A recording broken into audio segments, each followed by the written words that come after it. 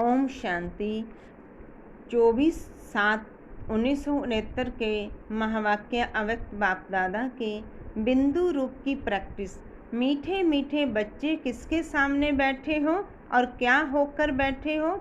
बाप तो तुम बच्चों को बिंदी रूप बनाने आए हैं।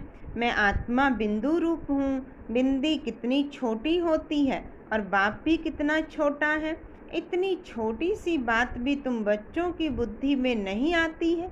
बाप तो बच्चों के सामने ही है, दूर नहीं। दूर हुई चीज़ को भूल जाते हो। जो चीज़ सामने ही रहती है उस चीज़ को भूलना यह तुम बच्चों को तो शोभा नहीं देता है। बच्चे अगर बिंदी को ही भूल जाएंगे तो बोलो किस आधार पर चलेंगे? आत्मा के ही तो आधार से शरीर भी चलता है। मैं आत्मा हूँ, यह नशा होना चाहिए कि मैं बिंदु बिंदु की ही संतान हूँ। संतान कहने से ही स्नेह में आ जाते हैं। तो आज तुम बच्चों को बिंदु रूप में स्थित होने की प्रैक्टिस कराएं। मैं आत्मा हूँ, इसमें तो भूलने की ही आवश्यकता नहीं रहती है। जैसे मुझ बाप को भूलने की ज़रूरत पड़ती है।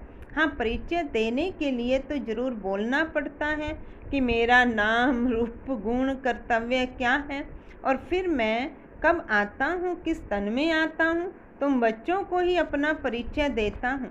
तो क्या बाप अपने परिचय को भूल जाते हैं? बच्चे उस स्थिति में एक सेकंड भी नहीं रह सकते हैं।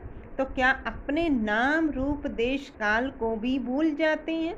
यह पहली बात है कि जो कि तुम सभी को बताते हो कि मैं आत्मा हूँ, ना कि शरीर।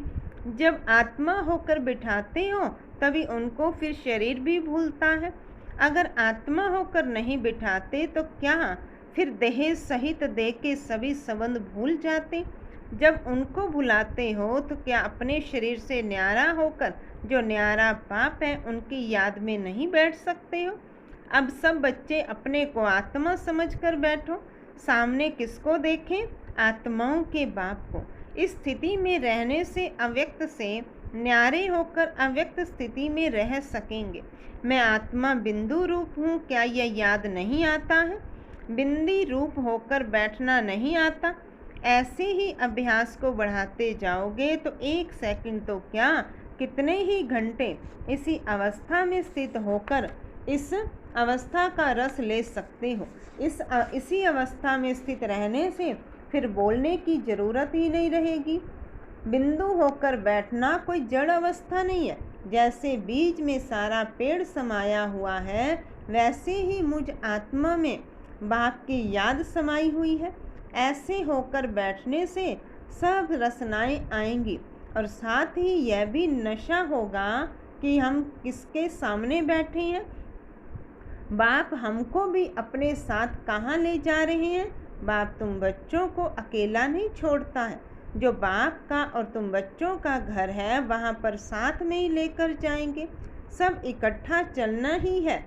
आत्मा समझकर फिर शरीर में आकर कर्म भी करना है, परंतु कर्म करते हुए भी न्यारा और प्यारा होकर रहना है। बाप भी तुम बच्चों को देखते हैं, देखते हुए भी तो बाप न्यारे हो जाते हैं। अच्छा, ओम शांति, ओम शांति।